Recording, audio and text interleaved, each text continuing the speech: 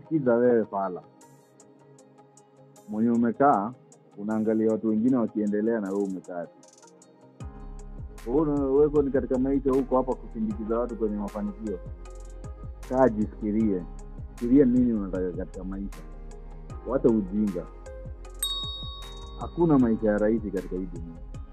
Hakuna maisha ya rahisi ndio. Maisha ni kujitolelea. Nyingine ndio uweze kufanikiwa baadaye. Usichoke kutafuta. Ukitoka kutafuta kuna wale hawalali kwa ajili ya kutafuta. Wewe unakaa tu unaangalia wenzako wakipata, hizo ndio unakuwa marafiki na wao. Hiyo ni tabia mbaya. Mimi nimekaa tu. Mmekaa mnaangalia wengine wakifanikiwa, sasa zile mtu amekuja na 100, 500, hizo ndio na nyinyi mnataka. Tabia mbaya hiyo, kwani ina tabia nzuri.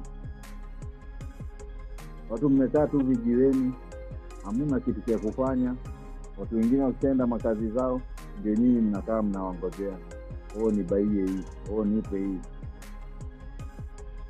Ulezi kazi.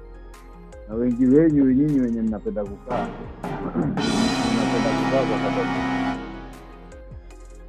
kwa sababu mna mandugu wanafanya kazi.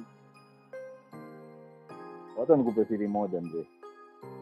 Ukitegemea sana cha wazazi au cha familia, utakuja kujutia ukisha kutoka. Umeelewa? Kaa ujifikirie. Maisha kuitwa mzazi. Unataka kuitwa mzazi na wewe kazi yako ni kukaa? Unataka kuitwa mzazi na nani? Watoto watakuwa proud na nani?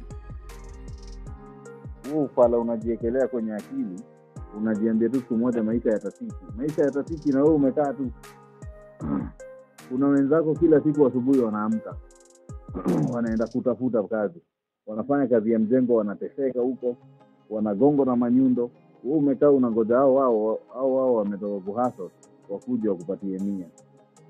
Kesho unataka kuitwa mzazi. Unataka kuitwa mzazi kwani senzi nini? Kuwa kiakili.